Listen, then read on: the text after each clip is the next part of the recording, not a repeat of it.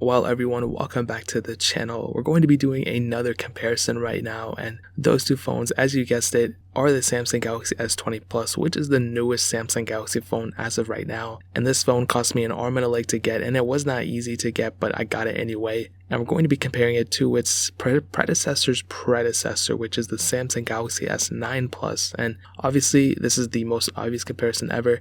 If you have all the money in the world, if you are able to afford any phone right now, the Galaxy S20 Plus is obviously the way to go. I'm not here saying like, oh, the S9 Plus, which one is better or whatever the case is. I'm pretty much wanting to see the differences, seeing what the improvements are and whether it is worth upgrading to the S20 Plus or even getting an S9 Plus or even getting an S10 Plus, who knows. Now, what I'll tell you right now is with the Samsung Galaxy S20 Plus, that phone cost me about $1,100 and some change to pick up. It was a pretty expensive phone at the end of the day. It is the 5G variant, which I'm aware now that there's a cheaper variant, but this is the 5G top tier model, and it's a very expensive phone at the end of the day. So if you have all the money in the world, that's obviously the phone to get. But the Galaxy S9 Plus right now, when it first came out, of course it was like that $900 price tag or $950, whatever it was, a very, very expensive phone too. But that phone came out in 2018, and since then the prices have depreciated, and right now you can pick one up on Amazon for about $318, which is a very, very good price to pay for a phone like that. I mean,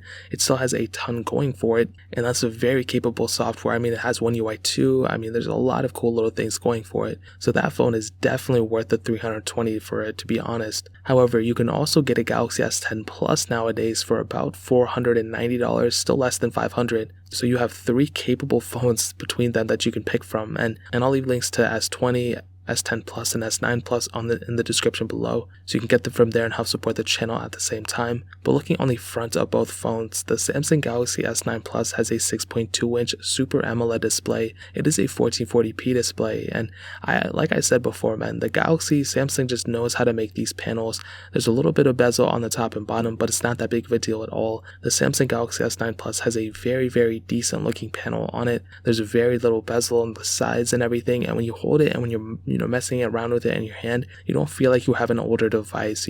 Even if you look at something like a S20 Plus, it's hard to say like, oh my god, the S20 Plus is even bezel-less and looks even better than the S9 Plus. I remember when that phone came out, the S9 Plus, and I was like, oh my god, how can phones get any better than this? And they definitely have gotten better since then, but for sure, without a doubt, the Galaxy S9 Plus still has a very, very good looking display at the end of the day, but the Samsung Galaxy S20 Plus definitely takes that to another level. There's a 6.7-inch dynamic AMOLED display. That one is also a 1440p display, and like I said before, man, Samsung knows what they're doing. They know how to make a great panel. You have that hole punch display in the center of the phone, and the colors are great. Everything is great. If I was looking at them side by side, they kind of look the same, to be honest, but I think the S20 Plus looks just a little bit better. It might be just a little bit deceiving because the screen panel looks better and the body looks better for sure, but between both screens, they both almost look the same, to be honest. However, the S20 Plus has the biggest advantage of being able to shoot 120Hz refresh rate on that display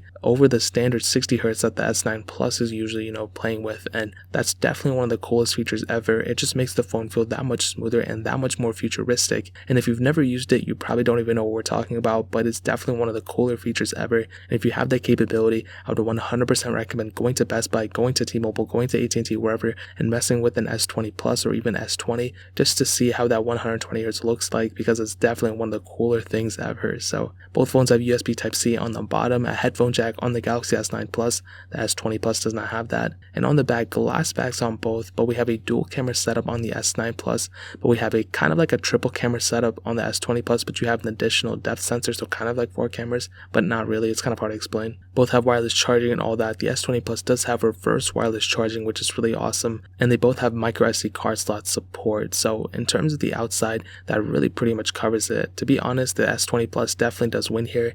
It just feels better, it looks better, but the S9 Plus, it still feels like a very tremendous phone. It still feels like a very, very premium phone. There's really not one reason that one phone blows the other one out of the water. They both have IP certification too, IP68 dust and water resistance. You can go up to 1.5 meters of water for 30 minutes. So between both, for sure, I'll tell you, the Samsung Galaxy S20 Plus is definitely the winner here, but the Galaxy S9 Plus is right behind it. So that pretty much covers it up there. Now hitting on the software, the Samsung Samsung Galaxy S20 Plus, as you guys know, it started off with Android 10, and it's going to be getting One UI 2, One UI 3, One UI 4. It's already on One UI 2, so it's going to be getting about 2 more extra versions of software on top of what it came out with. So it's probably going to be ending on Android 12, unless Samsung changes their software lifecycle support. Then if they extend it or whatever, then that'd be really cool. But as of right now, they've showed no hints into doing that. Whereas on the Samsung Galaxy S9 Plus, it started off with Android Oreo. We are able to get Android One UI 2 on it, which is on Android 10. So realistically, they're both on the same exact software. And it's One UI 2 is a very good software, I think. It brought a lot of cool little features here and there. I haven't been able to mess with it on my S9 Plus too much, but between both, they have a very good software, very similar at the end of the day. But like I said, the S9 Plus is at its end of life cycle. It's not really getting any more software support after this, which is kind of sad. Now, unless Samsung wants to support it, they could make a surprise announcement and say, you know what, we're supporting our older devices for an extra version, and that would be very, very cool. I'd be very proud of Samsung if they were to do that. But the chances of that happening are very slim. Like I said, they've shown no signs into doing that, which is kind of lame because they could have done it. They could have done it with the S8 and S8 Plus, but they decided not to. So between both, it is what it is. But the Samsung Galaxy S20 Plus is definitely going to outlast the S9 Plus in terms of stock software. Now, there are some roots and custom ROMs out for the Exynos version of the S9 Plus. Me personally, I have that Snapdragon variant, which I need to start picking up that Exynos version because I really want to start custom ROMing my devices. There are some roots if you're on a lower version of Android, but other than that, you're pretty much stuck where you're at. And I always thought you were able to root and custom ROM them on basically any version or any variant.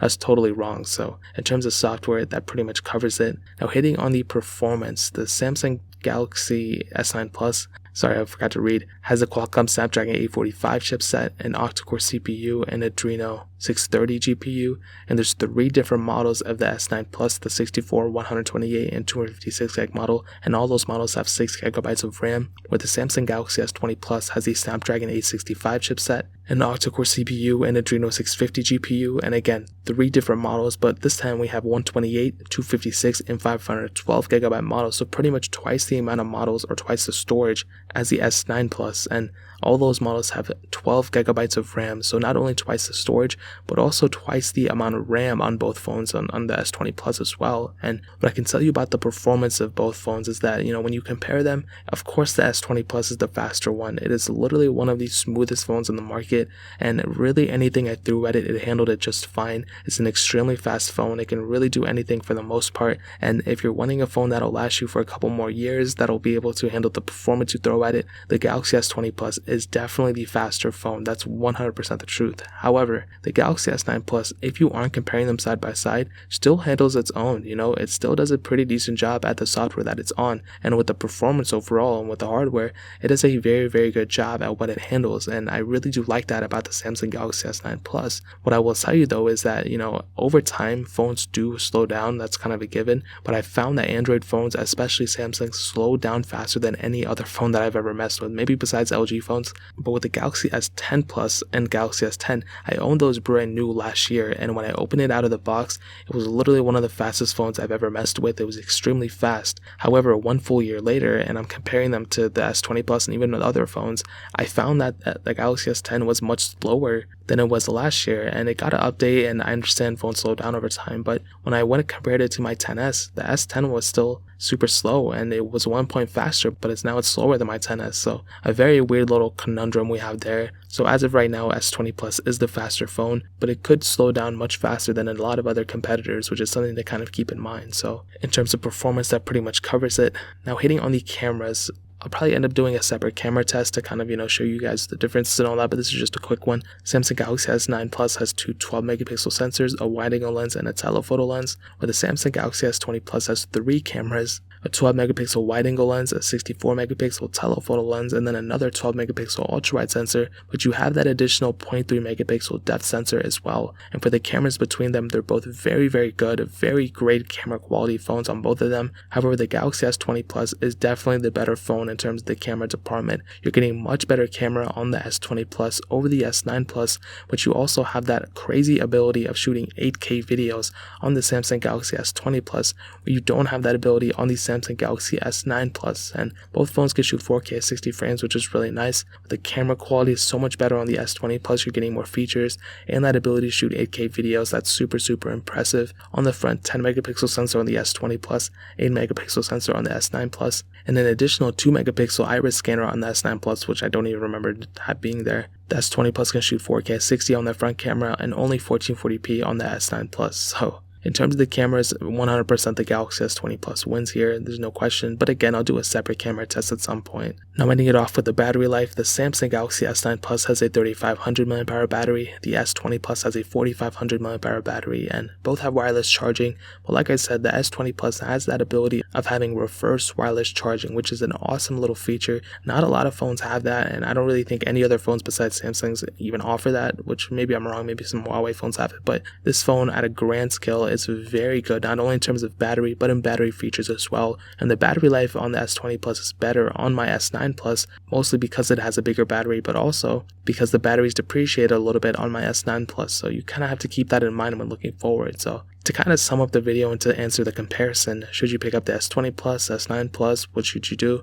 If you're in a situation where you own the S9 Plus right now, I would say keep it until the S20 Plus prices depreciate, because those prices are going to start depreciating very soon. You're going to be able to snag one in the used market for pretty cheap. However, if you currently have like a Galaxy S8 Plus or something like that, I would say go pick up a Galaxy S10 Plus. You know, those are much cheaper. There's like half the cost as the S20 Plus, but it's not half the phone. It still offers you a majority of what the S20 Plus offers you. It'll pretty much give you that in terms of, you know, the S10 Plus package and a cheaper price tag, which is super important. So all three of these phones will be listed in the description below, where you can get them from there for the cheapest prices that I'll find on Amazon. But that's pretty much it. If you guys have any other questions or anything, leave it down in the comment section below. Hit the like button, that'll mean so much, but definitely hit that subscribe button. Every single subscriber that we get really does count, so it means so much if you guys could hit that. Also check out the other links down in the description as well. My Twitter, my Instagram, my second channel, all those links are linked down below. I'd really appreciate it if you guys could check it out. More importantly than everything else, I love every single one of you guys. Hopefully I'll catch you guys in the next video. Peace out till then.